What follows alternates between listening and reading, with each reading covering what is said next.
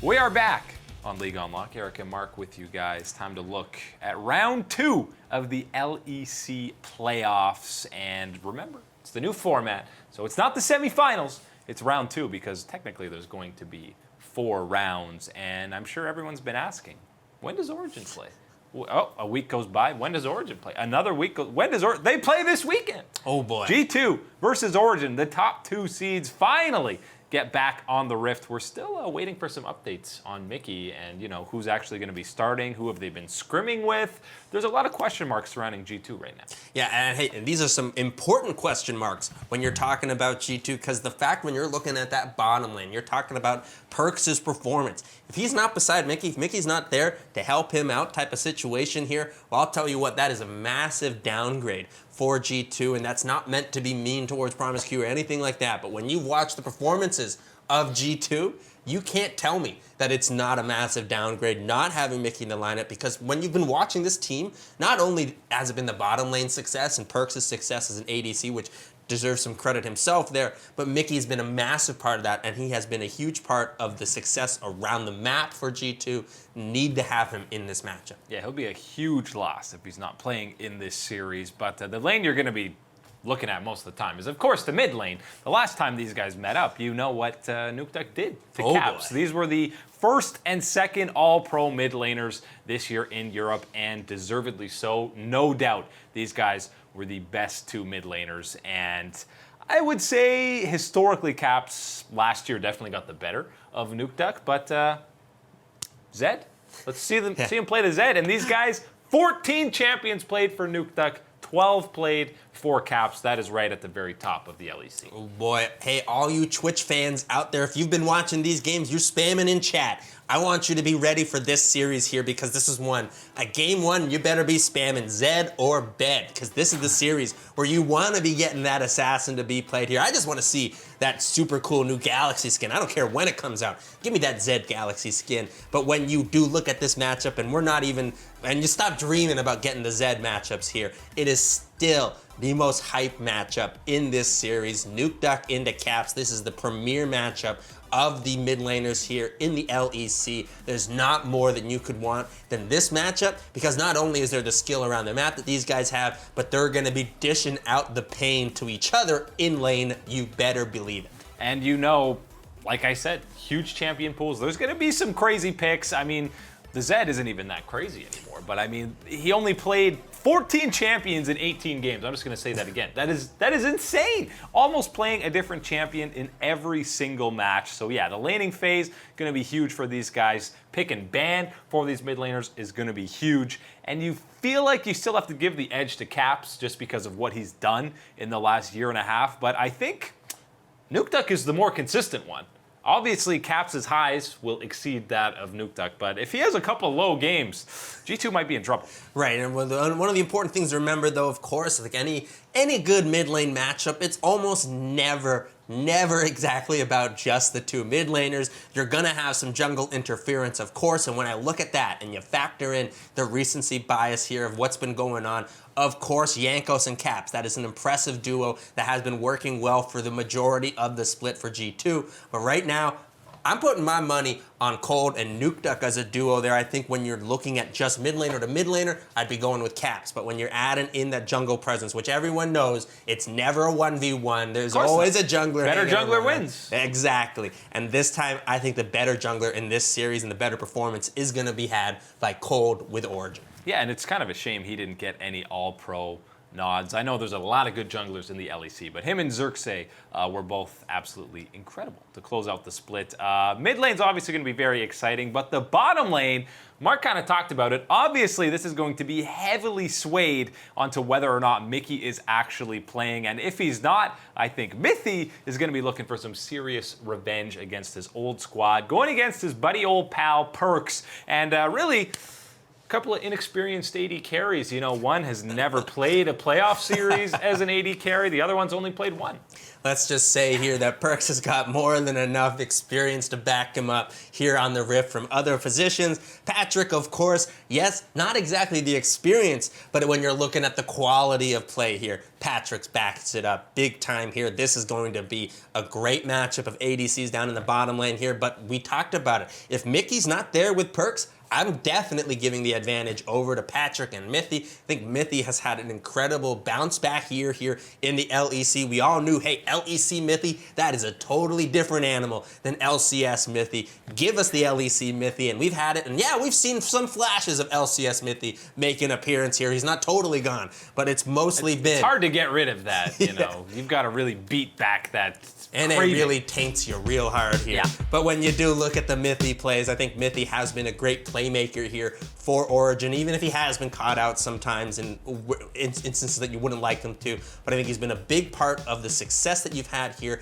And of course, focusing on that bottom lane, a massive part of the success that Patrick is able to have as a duo partner. And everyone likes to talk about Nuke Duck on this Origen lineup. But some of these games, I haven't seen anyone try and spoon feed kills to their AD carry. This is like 2018 Reckless when he was one-tricking Tristana, that they just want to get Patrick ahead and just set up kills on a silver platter for him because they have that much confidence in him to take over games. And I think when you get to the late game, we've seen a lot of mispositioning errors for Perkz, and I expect some of these games to go the distance. When you're in a best of 5, that's almost a guarantee. And I have more confidence in Patrick in his positioning. It's just a matter of, can he deal with some oddball picks from Perkz? The Cassiopeia, I mean, Jace, maybe a Zoe again in that bottom lane, because you know G2 will have that up their sleeve in a best of 5. Of course, you're going to have to be looking out for the picks like that in that type of situation. But the one place that we haven't talked about yet here on the Rift, which always gets put off in that island, the top lane. Want to give a quick shout out here. I think if you're looking at G2 and looking for the advantages that they can have, I think that is a quick one there in the top side. You can't underestimate Alphari on Origen. He has shown times where he's the guy that carries Origen to a victory, but you do have to think in the 1v1 matchup against Wunder there, Wunder is going to find his lunch meat there and take it for himself. Yeah, I mean, he was definitely right up there with Cabo as the best top laners in the LEC. There's a lot of question marks. G2 has not looked nearly as dominant, even with Mickey in the lineup. Who knows who they've been scrimming the majority with? I think Origen might actually take this series. I could see G2 bouncing back in that losers bracket, but I like Origen in this matchup. I really like... 5 though, 5 games. I really like Origen in this one too, but I'm going to wait and see. I want to know what the situation is in that bottom lane, because if Mickey's down there, I'm going to go with G2, but if not, hey, it's all about Deficio's Origen making it on through. Yeah, make sure you're following Deficio on Twitter leading up to this match, because you know it's going to be spicy. Coming up after the break, the other round 2 matchups, Kabe versus Reckless, Fnatic versus Splyce. Can anyone take a game off Fnatic?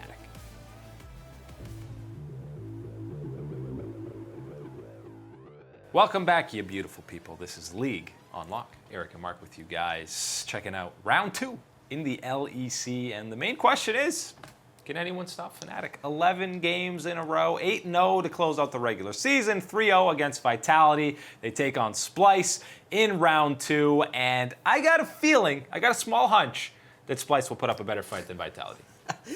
Yeah, I think, hey, you can take that one all the way to the bank there for sure. Splyce should be giving us finally a matchup here against Fnatic. I still would be favoring Fnatic by, you know, quite a bit of a handful here, but I do have to say that I think that Splyce is going to give us much more of a series than we had this past weekend with Fnatic. And usually people love to say the regular season matchups hold absolutely no implications over the playoffs, but I feel like they hold a little bit, especially when Fnatic 2-0'd Splyce in such dominant fashion. These numbers are combined across their 2 regular season matchups where obviously Fnatic 2-0'd them, and they are heavily favored to Fnatic. It was kind of the beginning of their win streak. It almost started against Splyce. That was the first good team they beat, and then they crushed them to close out week 9. Yeah, when you're looking at these type of situations here, comparing the regular season to it, yeah, sometimes there are certain patterns that you can pick up here. For the most part, though, you tend to throw it away because it's not the exact pressure situation. But this one, when you look at this matchup between Fnatic and Splyce and how they played in the regular split, You gotta take something away from this, from how dominant that Fnatic was. There's certainly patterns here that are absolutely true with this team and how they were able to best on Splyce here. And I think that when you're watching this weekend, you will see that level that Fnatic is above. I'm just a little concerned for kind of the strategic matchup between these two squads, because we know Splyce just survived that early game. Let's get to the late game. Well, Fnatic right now has the most disgusting early game in the entire league. So if your main game plan is going to be, let's just get to 35 minutes and, you know, we'll let our star AD carry the game.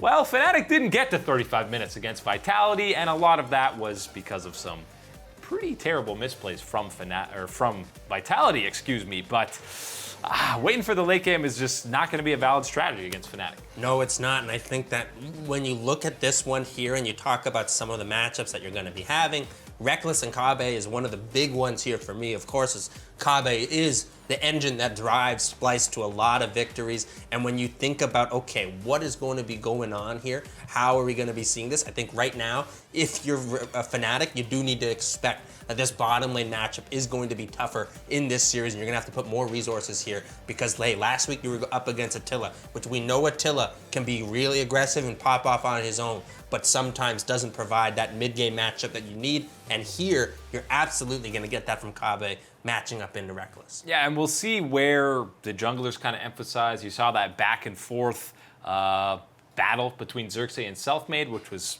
super exciting until an Infinity Edge came in and ruined the whole thing. No. But Broxah and Xerxes, two of the most dominant early game junglers throughout the entirety, well, not the entirety, from weeks 5 and on for Fnatic, where they were absolutely dominant. We know Karthus is going to be a big pick for them in the jungle. So where are they going to camp? Are they going to go to that mid lane, Nemesis and Humanoid? Probably not. Are they going to go to the top lane, where Bwipo is quite often left alone to 1v2, 1v3, 1v4 some of these matchups? No, they're probably both going to run it down to the bottom lane to make sure that these guys are getting ahead. And for Rekkles and Kobbe, it was totally different series that we saw last weekend. Kobbe, he was the win condition. He needs to carry. These numbers are from their first round series. 14% difference in damage. The main reason is it didn't get to late game for Fnatic, and Rekkles didn't have to do anything. He didn't have 3 items in most of these games. Yeah, and that's when you're looking at here, of course, Rekkles against Attila, and you're looking here, where was it that you're seeing that Rekkles absolutely just smashed? Because, of course, the numbers don't exactly pop out like that, but when you look at the CS differential, that's the big one, dominating in lane right from the get-go. That's what Rekkles did in that matchup. Really strong advantage for Fnatic right out the gate. And it's scary if you're Splyce to say we have this all-pro AD carry that we are so confident in. He has fantastic positioning, and he does. He had an incredible split, did Kobbe. But when you're going up against Rekkles, it's scary to kind of rely and put all that pressure onto Kobbe. And obviously, listen, I think Humanoid is getting criminally underrated. A lot of the engages, and when he's playing something like an Azir, he can be a main carry or a terrific secondary carry to Kobbe, but Nemesis has turned it on lately as well. So I just feel like the 2 carries in these late game team fights, the advantage goes to Fnatic. Now, I think the team situations are a little bit different here, but you don't have to look too far to think about this type of situation here for Kobbe and what it's going to mean to try and be this carry for Splyce. If you look at TSM and Echo Fox here in North America, you had Apollo on Echo Fox who needed to stay alive a lot of the time to do the damage for them in the fights, and he would flash out of things. But then you're collapsed on by 2 or 3 other members of the team, and I think that's the problem here for Kobbe, is he's going to have to be aware of that at all times against Fnatic. Yeah, he's going to have to probably be playing more aggressive than he's accustomed to, because there's going to be so much pressure on him in these fights. Splyce, I feel like they've had their best split to date, but right now Fnatic just looks like an absolutely unstoppable machine. I do think that Splyce will do it and snap the win streak. I think they get at least 1 win in this series, but I just can't see them winning 3 games against Fnatic. I don't see the 3 games happening as much as I want. I'm giving one in honor of my boy North Scarin, of course, ending that streak for Fnatic. Single-handedly. Oh, the Thresh God or Pike God, 12 kills on the Pike.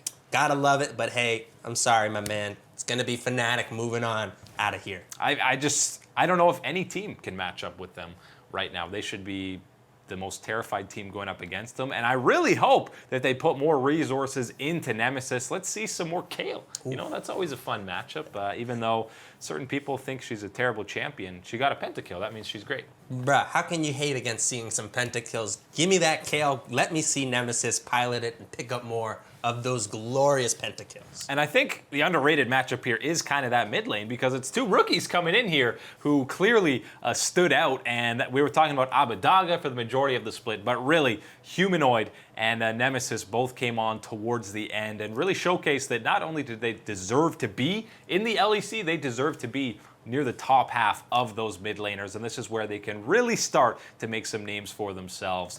Let's see how many times Bwipo gets ganked in these first couple games. That's the thing you want to count in Fnatic versus Splyce. That's all the time today for League Unlocked. Mark and Eric here with you guys. Thank you so much for watching. We'll see you on the flippity flop.